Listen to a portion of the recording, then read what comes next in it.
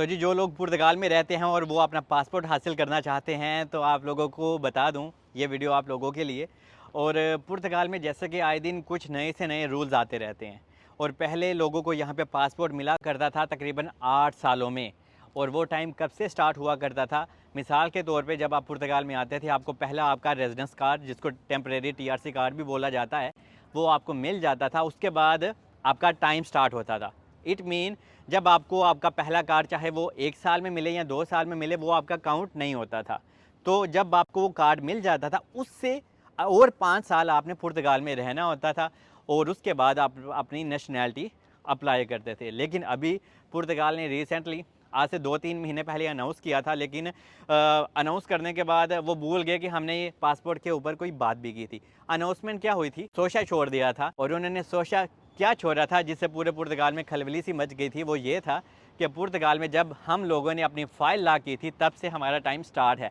कुछ लोगों ने तो ये भी कह दिया था कि भाई जब आप पुर्तगाल में इंटर हुए थे तब से ही आपका टाइम चालू हो गया है। तो लेकिन पुर्तगाल ने ऐसी अनाउंसमेंट दे के उसके बाद इसके ऊपर कोई वर्कआउट नहीं किया और हम लोगों को आगे कोई गाइडेंस नहीं दी कि हाँ हम इसके ऊपर वर्कआउट कर रहे हैं कि नहीं। लेकिन रिसेंटली पुर्तगाल वालों ने फिर से एक अनाउंसमेंट की है और ये लॉ अभी ऑलमोस्ट अप्रूव हो गया है। ठीक है, इम्प्लीमेंट होने में बस समझ लें कि हाँ हाथी लांग गया पूछा लांग गया, वो जो कहावत है ना, वो मुन्नू देनी नहीं आती, बस वही हिसाब है।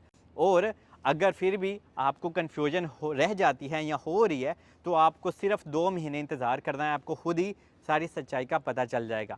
और अभी मैं क्या कहने लगा हूँ कि जब से आपने पुर्तगाल में अपनी फ़ाइल ला की थी तब से आपका नेशनैलिटी लेने का टाइम स्टार्ट हो गया।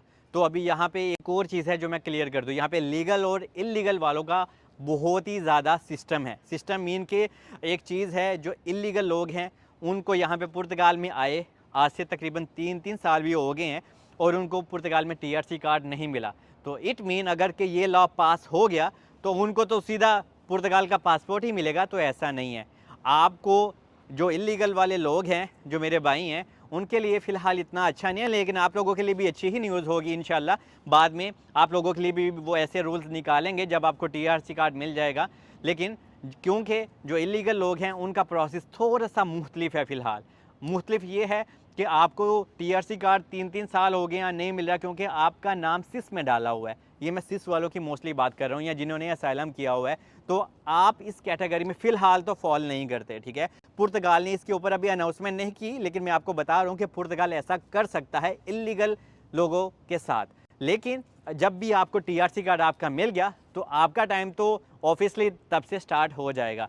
लेकिन जो लीगल वाले प्रोसेस हैं, जिनके पास वैलिड वीज़ा था और वो प्रॉपर यहाँ पे रह रहे हैं और उन्होंने पुर्तगाल में शेंजन एंट्री की थी, तो उनके लिए बहुत ही अच्छा है कि हाँ जब आप पुर्तगाल में आके अपनी फ़ाइल लॉक आपने की थी तो तब से ही आपका टाइम स्टार्ट है। और इसमें से कुछ ऐसे इलीगल लोग भी हैं जिन्होंने अपनी फ़ाइल लॉक की थी और उनको नॉर्मल प्रोसेस के थ्रू उनका टीआरसी कार्ड मिल गया, तो आपके लिए भी गुड न्यूज़ है। ये सिर्फ जो सिस वाले लोग हैं ना, या जो असाइलम वाले हैं, उनको थोड़ा सा ये तंग कर सकते हैं। क्या आप खुद सोचें कि 2018 में जिन्होंने अपने डॉक्यूमेंट्स अप्लाई किए थे या 19 में, तो उनका तो जनाब अभी टाइम कंप्लीट हो गया और उनका पोर्टल भी वो चेंज हो गया और वो अपना सर्टिफिकेट वगैरह भी जनरेट कर रहे हैं। जैसे कि एक अदनान भैया, उन्होंने अपना सर्टिफिकेट जनरेट कर लिया है और ऐसे और बहुत सारे लोग हैं जिनको वो सर्टिफिकेट भी मिल रहा है और वो अपने नेशनैलिटी के लिए फॉल अभी कर सकते हैं और वो अपनी नेशनैलिटी के लिए अप्लाई भी कर सकते हैं। बस मसला ये है कि सिर्फ 2 से 3 महीने की बात रह गई है, या ज़्यादा से ज़्यादा, इससे ज़्यादा नहीं होगा। क्योंकि पुर्तगाल में आपको पता है कि अभी जो पहला रेजिडेंस कार्ड लोगों ने लेना है, तो पुर्तगाल की पहली प्रायोरिटी ही ये है कि जिन जिन लोगों ने अपने बायोमेट्रिक्स देने हैं हम उनके ऊपर वर्कआउट करें। इस वजह से पुर्तगाल इसके ऊपर वर्कआउट भी कर रहा है और बहुत अच्छे से कर रहा है। आए दिन 100, 200, 300, 400, 500 बंदे के बायोमेट्रिक्स हो रहे हैं। महात्मा गांधी में वो रात के 11 बजे तक लोगों के बायोमेट्रिक्स लेते हैं। तो ये आप खुद ही अंदाज़ा लगा लें कि पुर्तगाल अभी फोकस कर रहा है। और जो ही ये पेंडिंग केस क्लियर हो जाएंगे ना, ये पहला रेजिडेंस कार्ड वालों के, तो जनाब उसी वक्त ये फैमिली अपॉइंटमेंट्स पे भी आएंगे, लोगों के रेजिडेंस कार्ड जो एक्सपायर हो चुके हैं उसके ऊपर भी आएंगे। और ये जो इन्होंने सोचा छोड़ दिया था कि पुर्तगाल में नेशनैलिटी आप अप्लाई कर सकते हैं फ़ाइल लॉक से ही, तो इसके बारे में भी वो आपको कंफर्म न्यूज़ दे देंगे। और जब आपको पुर्तगाल का नेशनैलिटी या पासपोर्ट मिल जाता है तो आप किसी और कंट्री में मूव हो जाते हैं। मोस्टली लोग यही करते हैं, क्योंकि जब भी लोगों को, जैसे कि मेरे दोस्त हैं मुबशिर भाई, उनको पुर्तगाल का पासपोर्ट मिला है तकरीबन 3 महीने पहले, लेकिन उन्होंने जब अप्लाई किया था उसके 14 महीने बाद उनको पुर्तगाल का पासपोर्ट मिला, और इस बीच में उनको टाइम तकरीबन 8.5 साल लग गए थे पुर्तगाल का पासपोर्ट लेने में। तो ये एक बहुत अच्छा लॉ पुर्तगाल अनाउंस कर रहा है, जिससे हम लोगों के 2-3 साल सेफ हो जाएंगे। और पुर्तगाल आइमा वाले खुद भी अनाउंसमेंट कर देंगे। अनाउंसमेंट तो इन्होंने पहले ही कर दिया कि हाँ 5 लाख से टाइम पीरियड स्टार्ट है, 5 साल होने के बाद आप अपना पासपोर्ट अप्लाई कर सकते हैं। लेकिन अप्रैल के एंड में और मई के स्टार्ट में, तब तक सारी चीज़ें आराम से और अपने मामूल पे आ जाएंगी। जो आइमा के पास रश है लोगों का वो भी ख़त्म हो जाएगा, और बाद में आइमा वाले आप लोगों के लिए खुद भी अनाउंसमेंट कर देंगे कि हाँ भाई ये गुड न्यूज़ प्रॉपर तरीके से अभी काम कर रही है, और जिन लोगों का टाइम पीरियड कंप्लीट हो गया है तो आप लोग अपना पासपोर्ट अप्लाई कर सकते हैं। तो जहाँ पे आपने इतना इंतज़ार किया है तो थोड़ा सा और इंतज़ार कर लें, क्योंकि अभी चीज़ें बहुत अच्छा होना स्टार्ट हो गई हैं। आइमा का प्रोसेस भी बहुत फास्ट है। तो ये गुड न्यूज़ बहुत ही अच्छी है कि यार हमें 10-10 साल 11 साल इंतज़ार नहीं करना होगा अपना पासपोर्ट अप्लाई करने के लिए। और पुर्तगाल एक बहुत ही पुराना कंट्री है। यहाँ के लोग बहुत मज़े के मुझे तो लगते हैं, बहुत खूबसूरत भी हैं, और यहाँ पे टूरिस्ट बहुत ज़्यादा आता है। जैसा कि आप देख रहे हैं लोग एंजॉय कर रहे हैं, डांस कर रहे हैं, तो यहाँ की लाइफ ऐसी ही है। और लोगों ने ये भी क्वेश्चन किया था कि लोग पासपोर्ट लेने के बाद पुर्तगाल में टिकते क्यों नहीं है। बहुत ही अच्छा क्वेश्चन है, क्योंकि पुर्तगाल में सैलरीज कम है, खर्चे बहुत ज़्यादा होते हैं।